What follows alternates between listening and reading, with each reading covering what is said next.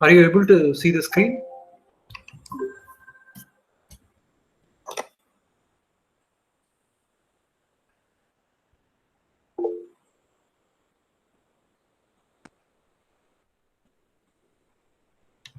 Okay. All right. So for today, what I will do is first off, I will use the PPT, and in the second half of the lecture, I'll use the Blackboard. All right. So I have to discuss about few simple theory stuff. That's the reason I'm conveying through PowerPoint presentation. All right. So yesterday we looked at the controllers part in module 3. Today let's take up the fresh topic, which is the last part of module 3, that is stability analysis. All right. Okay. So this is the content of stability analysis. Okay, you can say syllabus. Firstly, you have introduction to stability, followed by the different stability techniques. The first step technique is Hurwitz criteria, followed by Routh-Hurwitz criteria. Okay, and in Routh-Hurwitz criteria, you have special cases. Two special cases we are going to discuss. All right, and then using Routh-Hurwitz criteria, you can also talk about the relative stability. And finally, we can conclude by stating the advantages and disadvantages of Routh-Hurwitz criteria. Okay, RH criteria is also called as Routh-Hurwitz criteria.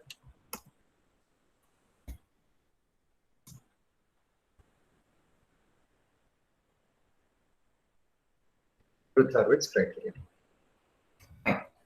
So first, let us look at the stability definition. Okay, what do you mean by stability?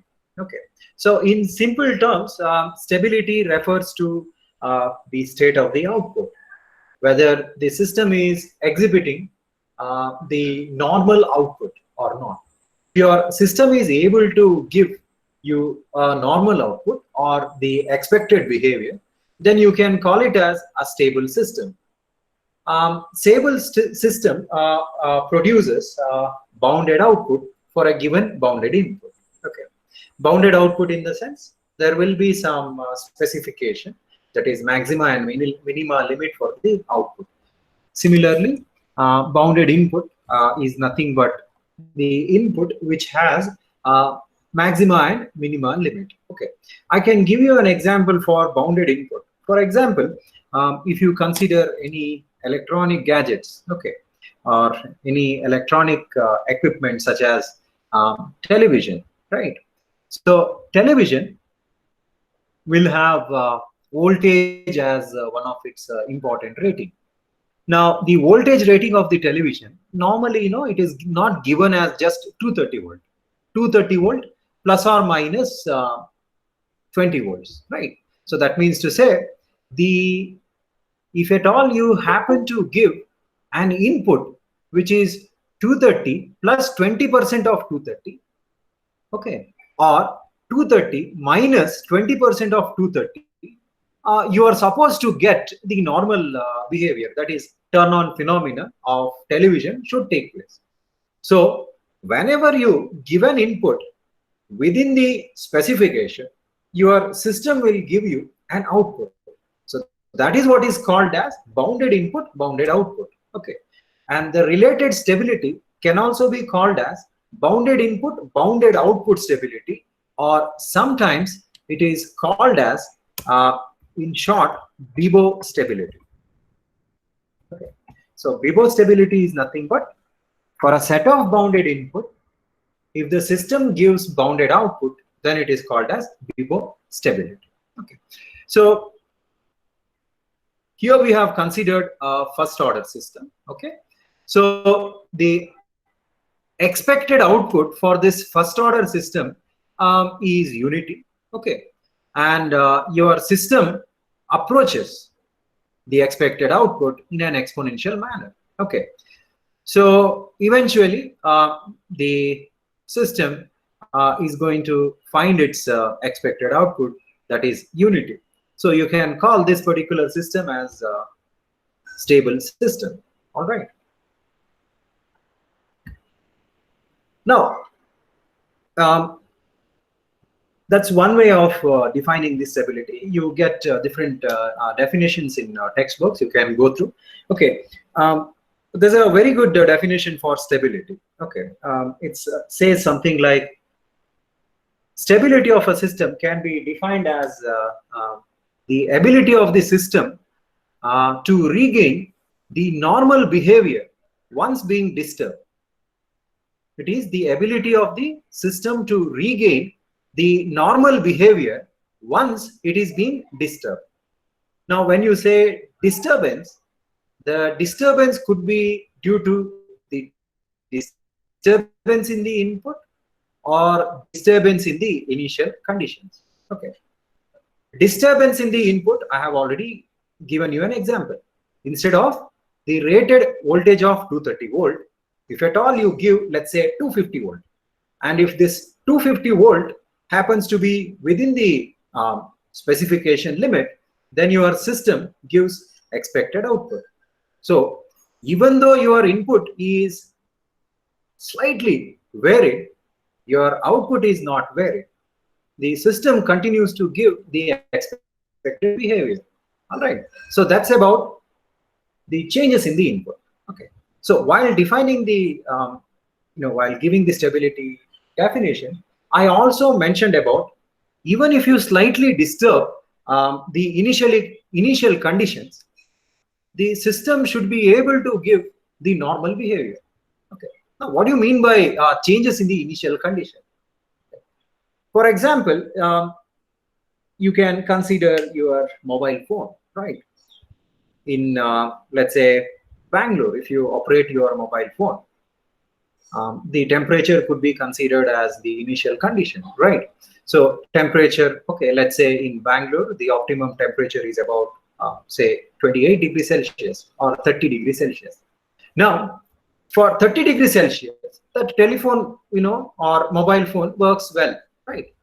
Now, if you operate the same mobile phone, let's say in Mangalore, where the temperature is quite high, let's say around 40 degrees Celsius. Okay. So in Mangalore, you get different temperature, or you can say the initial condition is different in Mangalore, right? So there's a difference of, you can say 10 degree of, temperature.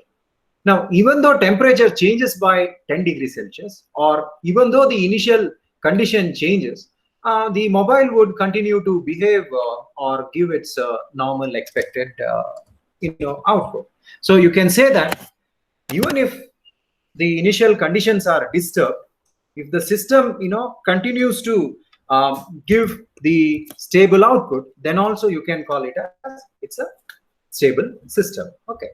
So in nutshell, what I can say that small changes in the input or the small changes in the initial condition should not cause large changes in the output.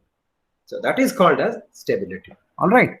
Now, in stability, you have different types. So majorly in control system, the stable systems are classified into three types: absolutely stable system, conditionally stable system, and marginally stable system. Okay. You can go with the dictionary meaning. Absolutely stable systems are nothing but the systems which are stable for any given bounded input. Okay. So the system gives expected output as long as it is excited by all the values of the bounded input. Okay. So mathematically, you can view absolutely stable system in such a way that in case of absolutely stable system, the roots of the denominator polynomial of closed loop transfer function will be in the right half of the S-plane. So for an absolutely stable system, mathematically, you can say that the roots of the characteristic equation of the closed loop control system will be there on the left half of the S plane. Okay, so obviously, even the open roots or poles should be present on left half of the S plane. Okay, so that is what it is written. It's okay. I will give you an example to understand about absolutely stable system. Okay. Next, you have conditionally stable system. Okay. So conditionally stable system in the sense it may operate for one set of values or for one set of input. It may give the expected output, but for different sets of input, the system may not give you the expected behavior. Such systems are called as conditionally stable system. Okay. Next, we have marginally stable system. Okay. So marginally stable systems are also called as critically stable system. In the sense, such systems are neither absolutely stable nor unstable. So kind of, it lives in that fuzzy stage. So neither stable nor unstable. Such system gives kind of sustained oscillations with the constant amplitude and frequency. Okay, so in the case of zeta is equal to 0, right? We had seen a particular output. That is, if you don't employ damping, what happens is that your system starts to oscillate between positive maxima and negative maxima value with constant amplitude and frequency. The similar output can be expected in case of marginally stable system. All right. So that's about marginally stable system. Okay. For short notes, they can ask, what do you mean by absolutely stable system, conditionally stable system, and marginally stable system? So you can explain with the help of the examples which I stated earlier. Television example you can give, as well as the mobile phone example. Okay. Next comes how to find the stability. Okay. So in the introduction, I said that you can find the stability using Hurwitz criteria, Routh-Hurwitz criteria. Fine. So those mathematicians have given set of rules to find the system stability. Okay.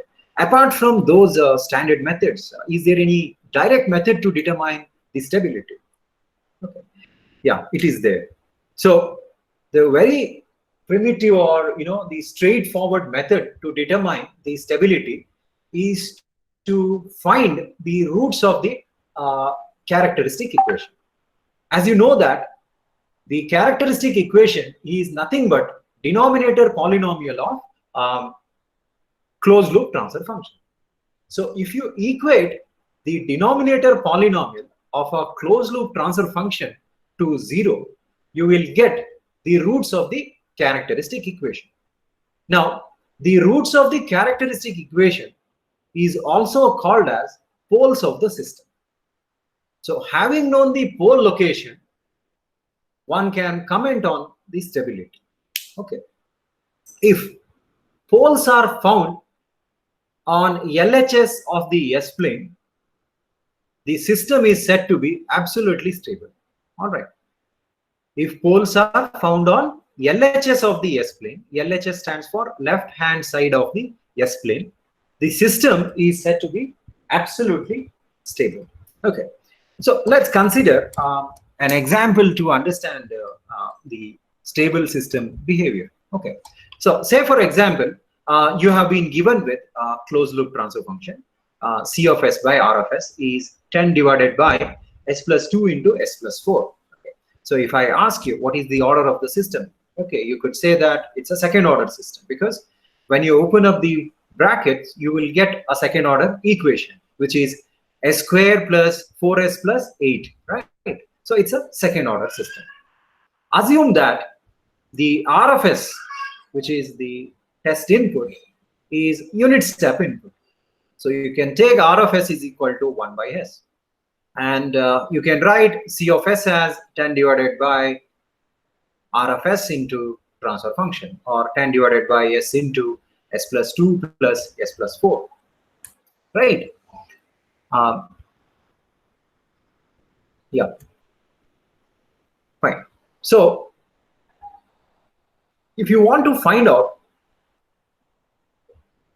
let's say, the closed loop behavior of the system or the time response of the system, probably you can use say partial fraction method. So a by s plus b by s plus 2 plus c by s plus 4, you know, right? Then when you solve for abc, you will get certain values.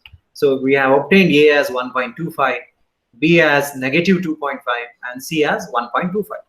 And when we apply inverse Laplace transformation, we get c of t equal to 1.25, which is taken as C double S, which is the steady state value, and the two transient terms. Okay. Now, if you look at the transient terms, you would see that both the transient terms are exponential in nature, and both the transient terms are decaying functions. That's because e to the power, a is minus 2. So basically, the two transient terms are exponentially decaying function. Now, what do you mean by exponentially decaying function? When time t tends to infinity, the function value reduces to 0. So when you apply final value theorem to this particular equation, that is, by tending the time to infinity, what we get is the exponential value of first term as 0 at time t equal to infinity, and the exponential value of the third term, is also 0. Okay. So exponential value of second term is 0 when t tends to infinity, and exponential value of third term will also be 0 when t tends to infinity. So at t tends to infinity, what are you left with? You are left with only the steady state value. So that you have determined absolute stability using a classical approach, that is finding out the closed loop response of a control system. Okay, is it necessary to find out the closed loop response all the time? Not necessary. Okay, that's because just by knowing the location of the closed loop, yeah, of course, you should have an experience to draw the following conclusion. You had seen that whenever the roots are found on LHS of the S plane. Now, if you equate the denominator of C of S by R of S is equal to 0, what do you get? You get the values of S. And what are those values? S is equal to minus 2 and S is equal to minus 4. So if you were to plot these roots in an S plane, what do you get? So this is your positive real axis.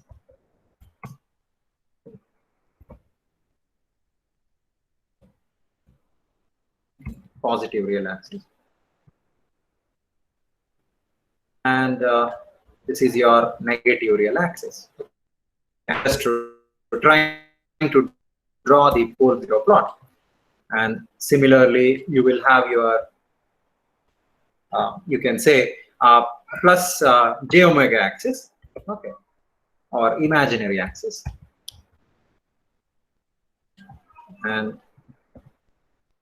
this will be your minus j omega axis. Okay. So information of the location of pole zeros in a two-dimensional plane gives you something known as pole zero plot. So this is called as the pole zero plot.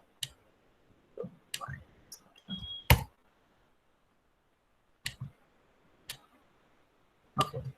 Nevertheless, it is not listening. Okay, fine. This is your pole zero plot. Now you place the poles. So one pole is located at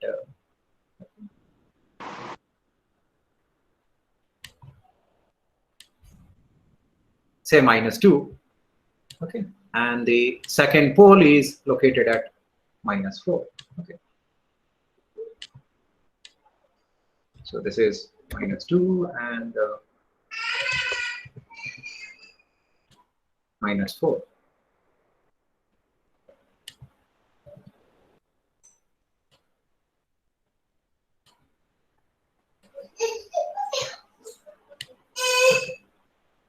So the roots of the characteristic equation are found on the LHS of the plane.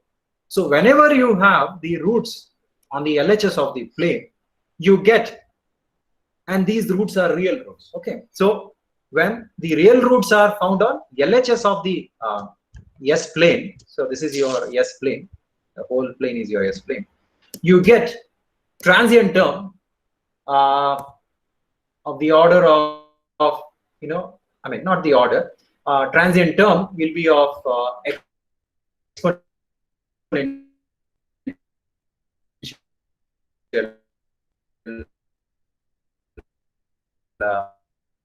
kind, and since the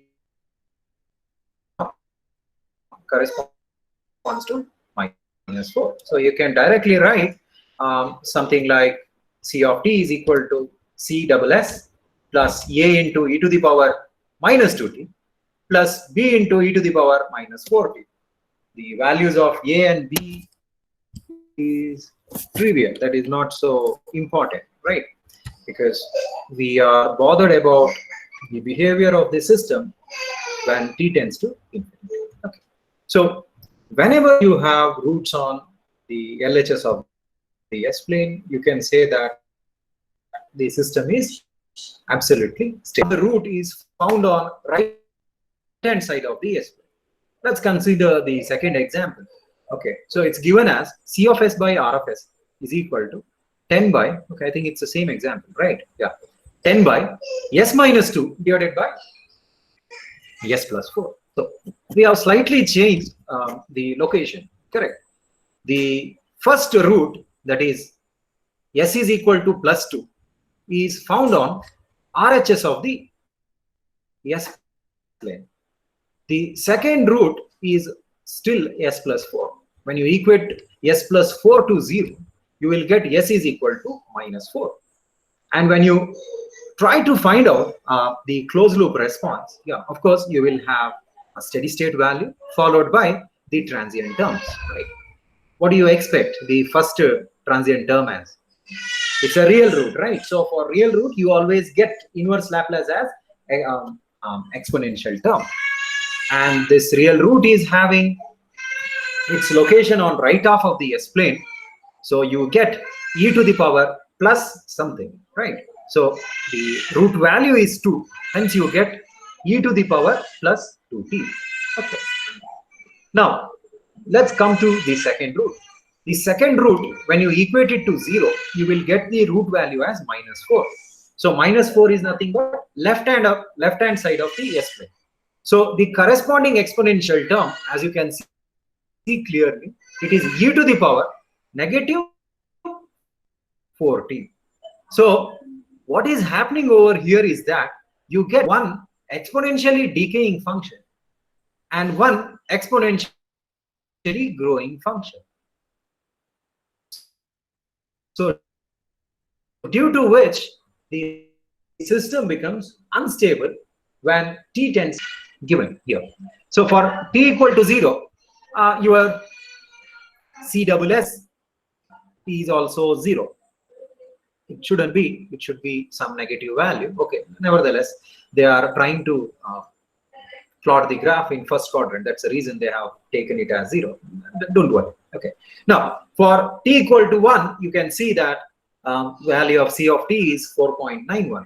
And as you start increasing the value of t, that is when you increase the time value, you can see that your system output C of t keeps on increasing, right? And just look at the fourth condition. When you set t is equal to 4 seconds, your output has grown to an enormous value, which is around 2,500.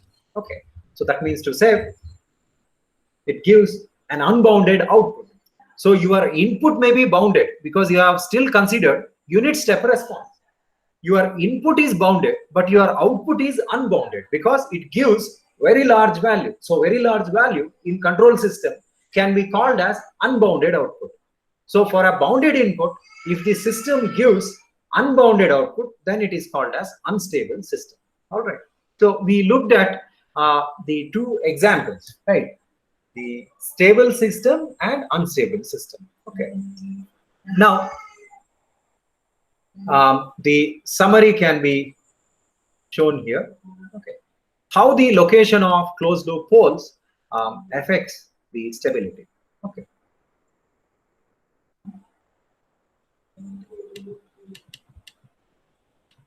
I hope it is visible. So in all the cases, we have considered a step response because it's very easy to understand step response. Okay.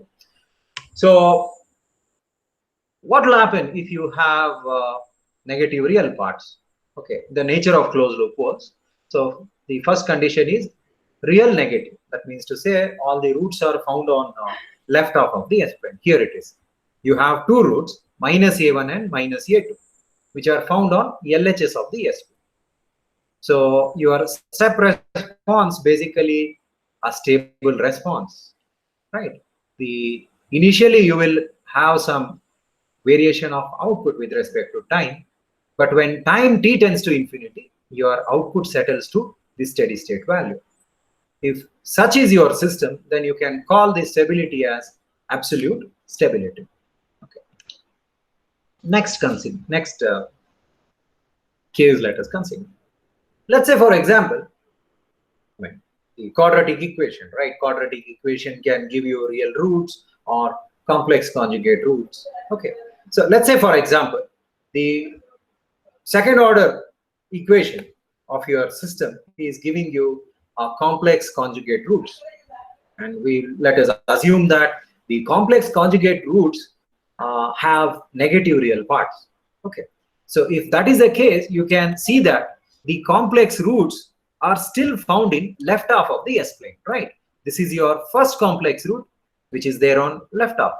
And the second complex root, which is also found on left half of the S-plane. Okay. We have already seen the step response of a second order system, which is having complex roots, right? We have written the complex roots as minus zeta omega n plus or minus j omega d into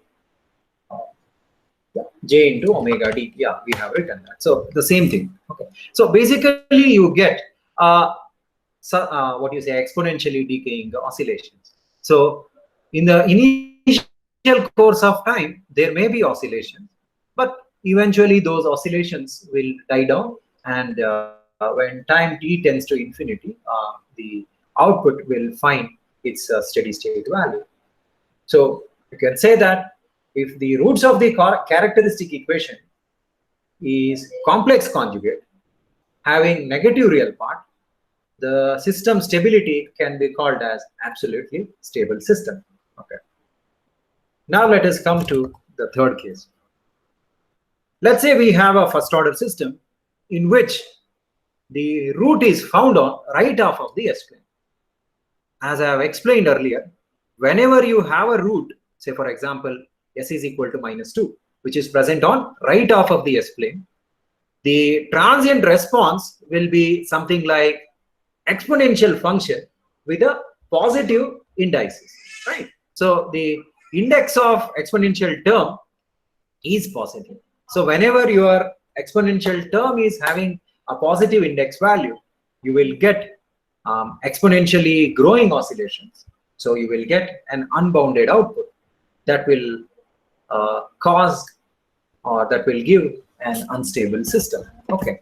So positive real part will give you unstable system. Similarly, the vice versa case of case 2 may be considered in the fourth serial number, right? What if you have the complex conjugate root with positive real parts? Complex conjugate roots with positive real parts. Okay. So in this pole zero plot, you can clearly observe that the two roots are found in, see, plus the sigma, right? That means to say right half of the S-plane. So whenever you have the real part of complex root on right half of the S-plane, you will not have e to the power, minus at. you will have something like e to the power plus at, right? Whenever you have roots on the right half, your exponential term will have positive index, right? So due to the presence of positive index, what happens is that your oscillations or sinusoidal oscillations are growing in nature. So the amplitude keeps on growing with respect to time. So that is also considered as unstable system. Okay. So complex conjugate root with negative real part is stable. Complex conjugate root with positive real part is unstable. So that's the understanding. Okay. Fifth case. Let's say you have purely imaginary roots, pair of purely imaginary roots, plus j omega and minus j omega. Okay, plus or minus j omega in short. If that is the case, then your transient response will be either sinusoidal oscillation or cosine oscillation. Okay, depends on the system description. Either sine or cosine you will get. Okay, so if that is the case, your closed loop response will have a sustained oscillation having constant frequency and amplitude. You can see that the output is fluctuating between positive maxima and negative maxima with a constant amplitude as well as constant frequency. If such is the system, then the corresponding stability may be called as marginally stable, marginal stability, or the systems may be called as marginally stable systems. Marginally stable systems are neither stable nor unstable. So it lives in that fuzzy state. Okay, hence the name is given as marginally stable or critically stable system. The sixth case, let us consider, which is the subset of fifth case. What if you have imaginary, purely imaginary roots, more than a pair? Let's say you have plus or minus j omega 1 and plus or minus j omega 2. So basically you have 4 roots. 2 roots are found on positive imaginary axis and 2 roots are found on negative imaginary axis. So those 2 roots are plus j omega 1 plus j omega 2 along positive imaginary axis and minus j omega 1 and minus j omega 2 along negative imaginary axis. If such is the case, then what happens is that your system oscillates with 2 different frequencies. One frequency is omega 1 and the other frequency is omega 2. But both the oscillations will have constant amplitude and frequency. Oscillation 1 will have a frequency of omega 1. Oscillation 2 will have a frequency of omega 2. But again, the output neither stable nor unstable. So you can also call it as marginally or critically stable system. Okay. The last case, let us say we have a system in which we get roots, the complex roots, purely complex roots, which are repetitive in nature. For example, plus or minus j omega, comma, plus or minus j omega. Okay. You can get such roots. For example, let's say I have something like s square. Okay, if let's say my factor is say s to the power 4 minus, or sorry, plus 4 is equal to 0. Let's say I have a factor of this kind. S to the power 4 plus 4 is equal to 0. So when you solve, what do? You equate or you bring plus 4 onto the right hand side. So you would get s to the power 4 is equal to minus 4. And what are the roots? It's a fourth order equation. So you will have 4 roots, right? And you have a negative sign. So when you take the square root, basically you will get under root minus 1, which is nothing but j. So the 4 roots are plus or minus, because under root 4 is 2. So you have 4 roots. Out of 4 roots, 2 are positive roots, positive imaginary roots, and 2 are negative imaginary roots, but all are repetitive in nature. All are repetitive in nature. So this is the example for the final case. So with respect to our problem,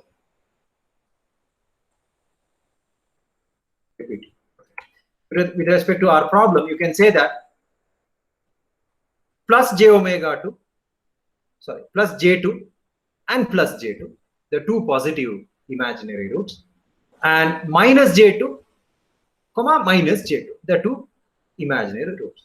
So whenever you have the repeated roots on either side of the j omega axis, your impulse response or closed loop response, you get something like p into like p into e to the power, okay, I'm just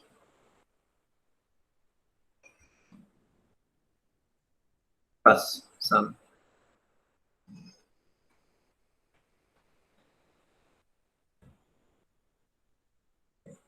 so e to the power, you can say some pt, okay, into sine something like say et, some coefficient I'm putting.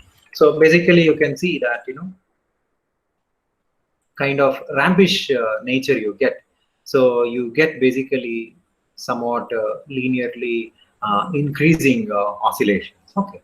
So when time t tends to infinity, your oscillations are keeps on growing, hence you get an unstable system. Okay. So this is the effect of the location of closed loop poles on system stability.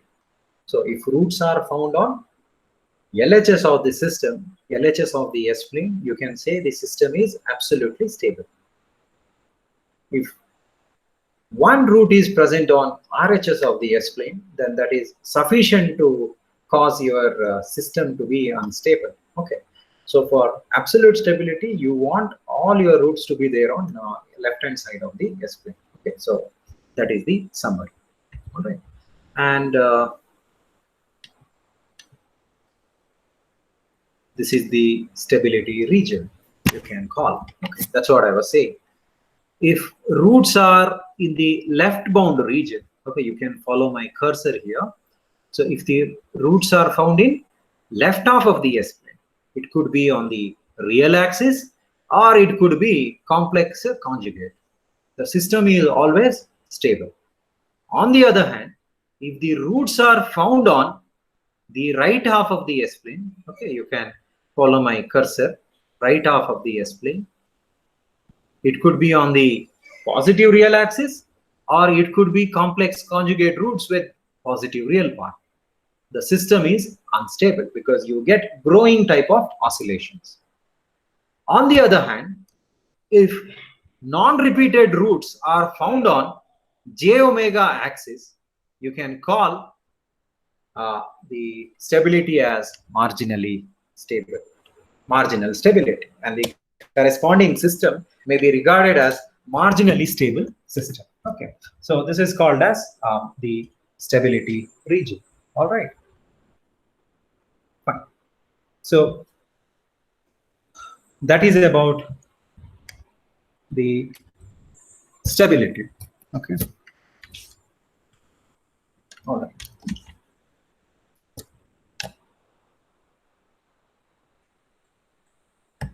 Any doubts in this part? You can just let me know. If you have any doubts, you can just let me know in this part. Okay, all right.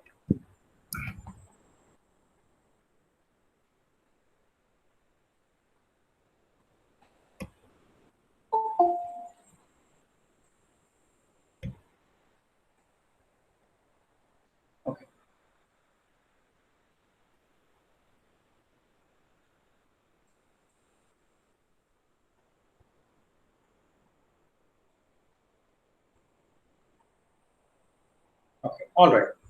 So let's move on to the second part of the session, that is finding out stability using standard techniques. All right.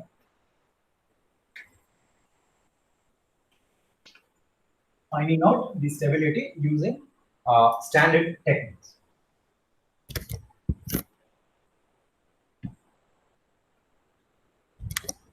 Okay. Now, in module 3, the standard techniques, what we are discussing is Hurwitz criteria,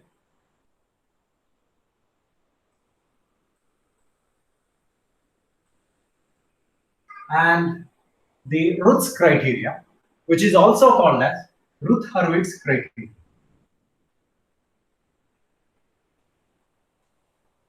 Routh-Hurwitz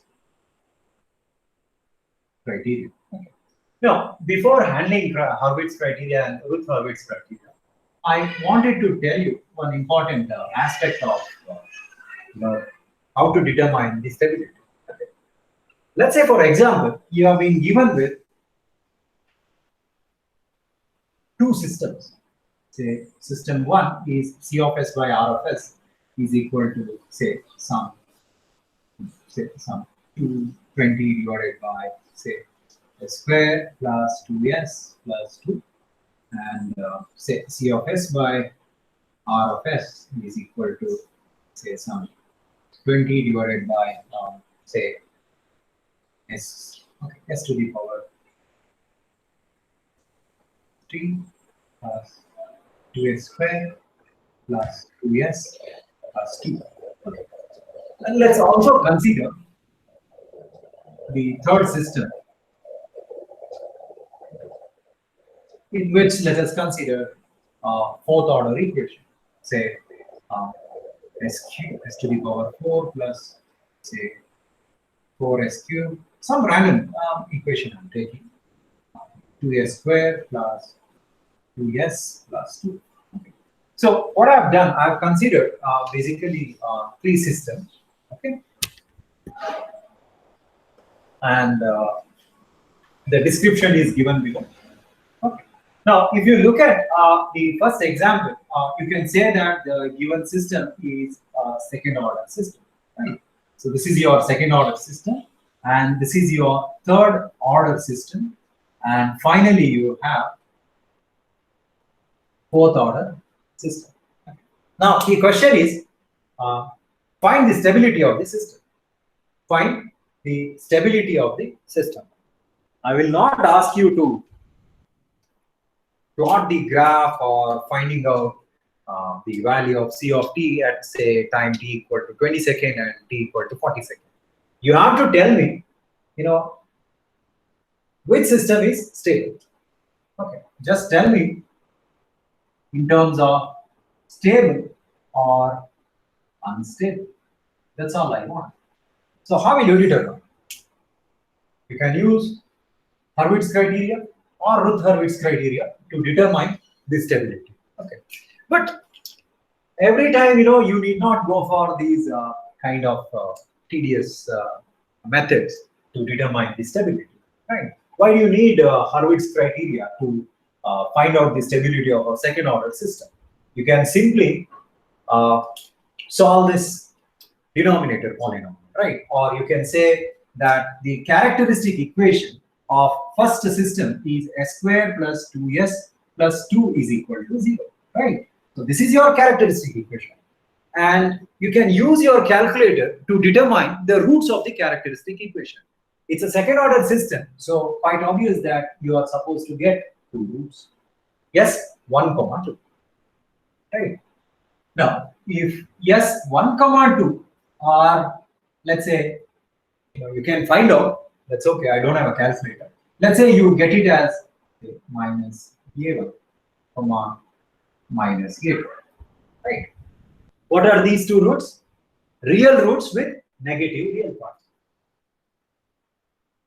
So, j omega minus j omega plus sigma minus sigma. Now, if I draw the pole zero plot, I will get the root location in the left half of the S plane, right? One is present at say minus a1, and 1 is present at -0. Very simple, right? The moment I, get that my roots are present on left half of the S-plane, I can say the given system is stable. If you were to get the roots on the right half of the S-plane, you could say that system is unstable. So for a simple system like a second order system, you need not apply Hurwitz criteria. What you can do is just put the denominator polynomial or characteristic equation in the calculator and find out the roots. And you can use probably, okay, let me just.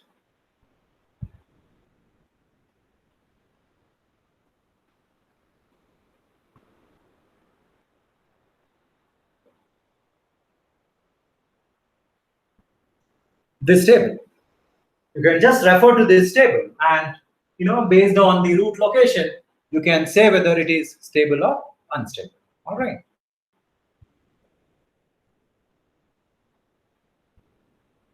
Fine. So that's about your second order system. What about third order system? Do you have to go for Hurwitz or Hurwitz criteria? Again, no, because your calculator can solve even a third order equation. So even this you can solve, by equating the denominator polynomial to 0. Since the order is 3, you will have 3 roots. Yes, 1, 2, 3. So 3 roots you will have. And based on the root nature, you can decide upon the stability, whether it is stable or unstable. Remember one thing, out of 3 roots, if one root is found on right hand side of the S-plane, your system becomes unstable. All right. So what I was trying to tell you is that for a lower order system, let's say up to order 3, you don't have to go for Hurwitz, Routh-Hurwitz criteria, or even more complex methods such as Bode plot or root locus techniques. You can directly use analytical way to determine the stability. Okay, so Routh-Hurwitz criteria or Bode plot techniques, Nyquist plot techniques, etc., are used to determine the stability of higher order system, preferably when the system order is greater than 3. Okay, so that is the takeaway. Okay, for example, the third transfer function or the third system, if you consider, you will see that it's a fourth order equation. Now, how will you determine the roots of a fourth order equation? Can you do it with your calculator? I don't think so, right? With the calculators permitted by the university, I guess you will be able to solve only a third order equation, right? So fourth order equation you cannot solve. You can solve using synthetic division method.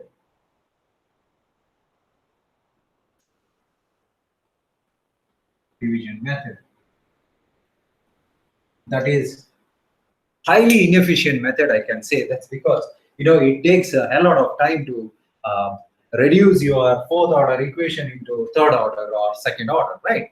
So here in control system, the goal is not to test your mathematic capability. That is, will you be able to reduce fourth order into third order or second order? No, you don't have to do that. In order to solve higher order systems, you can simply go for Hurwitz criteria or Routh-Hurwitz criteria. Okay, so please don't go for synthetic division method. Okay, you will get into complex mathematics. Or else you can go for Hurwitz or Routh-Hurwitz criteria. You will see that you will not even go for Hurwitz criteria because Hurwitz criteria is also somewhat complex. Okay, fine. So Hurwitz criteria.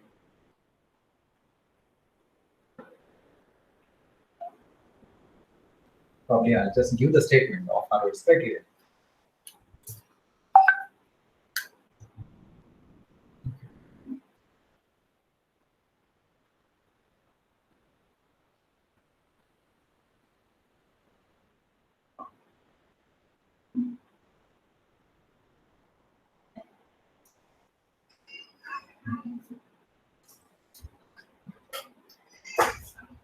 Now, to apply Hurwitz criteria, the first requirement is that you should have the closed loop response of the system.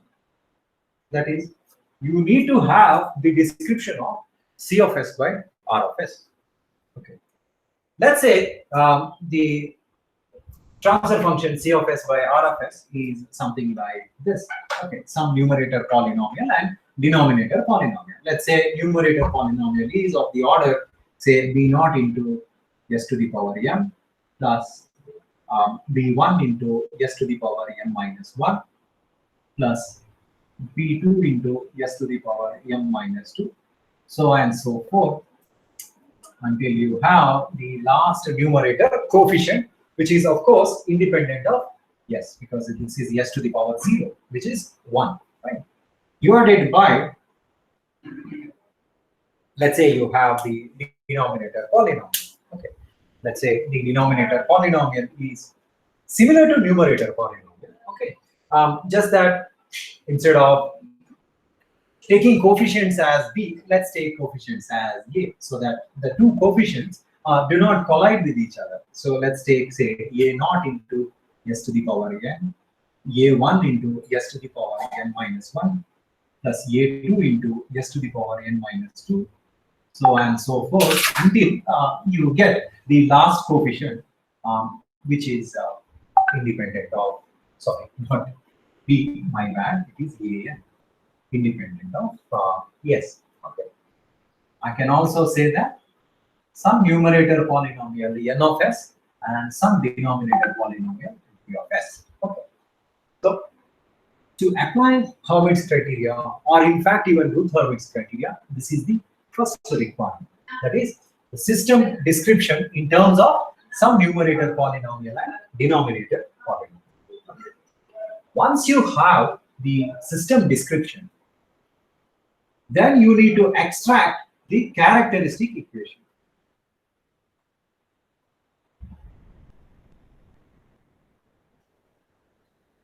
Okay. So, since it is function of s, let's call our characteristic equation as f of s. So, f of s is equal to a0 into s to the power n plus a1 into s to the power n minus 1 plus a2 into s to the power n minus 2, a3 into s to the power n minus 3, so on and so forth, till a to the power n, which is equal to 0, right? So roots of the characteristic equation are nothing but closed loop poles. Okay, let me write it. The roots of the characteristic equation f of s are the closed loop poles.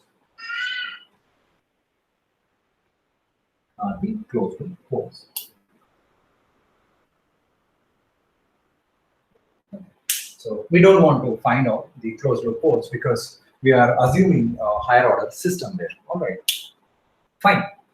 Now, once you are done with writing down the characteristic equation, you can go for applying Hurwitz criteria.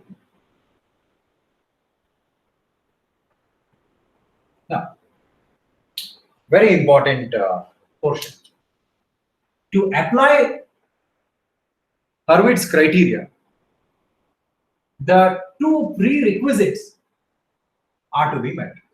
Okay, I'm repeating, to apply Hurwitz criteria, the following two prerequisites have to be met.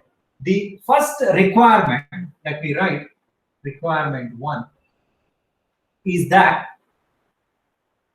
you should not have any missing term in the denominator polynomial. All right, you should not have, okay, one shouldn't have, okay, or you can just say no terms, no coefficients, okay, no s to the power term, okay, no s to the power term should be missing in the denominator. This is very, very important. Is to say all should be present. Say for example, okay, this requirement one I am writing. Say for example, I have f of s is equal to, let's say, s cube plus 2s plus 1 is equal to 0. Let's say this is my first characteristic equation. And in the second characteristic equation, I have s cube plus 2s squared plus 2s plus 1 is equal to 0. Now, in the Hurwitz criteria, to apply Hurwitz criteria, you should check whether all the s terms are present or not. In the first characteristic equation, you have s to the power 3. You don't have s to the power 2. Okay, what do you have? You have s to the power 1. So, in the first equation, a square term is missing. Since this term is missing, you can directly say that Hurwitz criteria cannot be applied. You can stop your calculation then and there only. If such a characteristic equation is given in your exam, you can just write one statement that it is not meeting the requirement number 1. Hence, Hurwitz criteria cannot be applied. Okay, and you will get an unstable system. All right. So this is the first requirement. Now, if you look at the example 2, you can see that s cube is present, s square is present, s to the power 1 is present, and s to the power 0 is present, which is 1. Okay. So you can apply Hurwitz criteria for the second characteristic equation. I hope you understood what the meaning of no s to the power term should be missing in the denominator. So other way you can say that all powers of s should be present in the characteristic equation or in the denominator polynomial. That's your first requirement. Okay. Second requirement is that the coefficient of s, okay, in short, let me write coef. The coefficient of s term should be positive. This is the second prerequisite. The coefficient of s to the power term or s term should be positive. What do you mean by that? That means to say all the coefficients of s should have positive value. Okay, example. Okay, let me consider two characteristic equation. Okay. Let's say first one is s cube plus 2s squared plus 2s plus 1 is equal to 0. And the second characteristic equation, let us say s cube minus 2s squared plus 2s plus 1 is equal to 0. Looks like the same equations. But what is the difference in equation 1? You can see that the coefficient of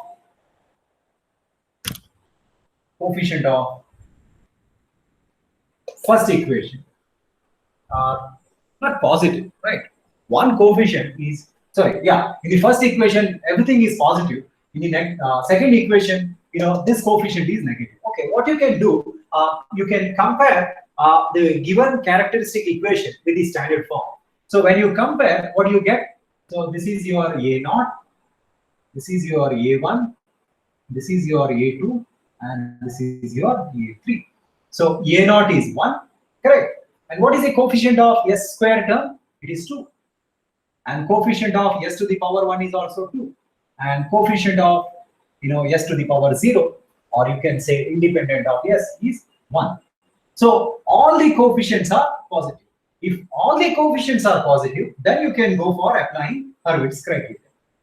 And if any one of the coefficient is negative, then you cannot apply Hurwitz criteria. Say for example, here A0 is 1, A1 is minus 2. This is the problem area. And A2, again you will get it as plus 2, and A3 you will get it as plus 1. So in the second characteristic equation, since A1 coefficient is having negative value, Hurwitz criteria cannot be applied. Hurwitz criteria cannot be applied. Okay. So to apply Hurwitz criteria, the following two requirements have to be checked. Requirement number one is in the denominator polynomial, none of the s terms should be missing. If let's say you are taking an example of fourth order equation, you should have s to the power 4 term, s to the power 3 term, s to the power 2 term, so on and so forth. If any one term is missing, you cannot apply Hurwitz criteria. Second requirement is that you should have all positive coefficients. If any one coefficient is negative, you cannot apply Hurwitz criteria. All right. So that is about the necessary condition or the requirements to apply Hurwitz criteria. All right. So I'll stop the explanation here, and tomorrow let me continue. Okay. So tomorrow let us see the method to determine the stability using Hurwitz criteria. So this method basically follows, matrix algebra or linear algebra principles. All right. So let's meet tomorrow. All right. So there was some delay due to some problems. Okay. So that's the reason I could not continue on time. So if you have any doubts, you can just let me know. Thank you so much. You can discuss if you have any doubts.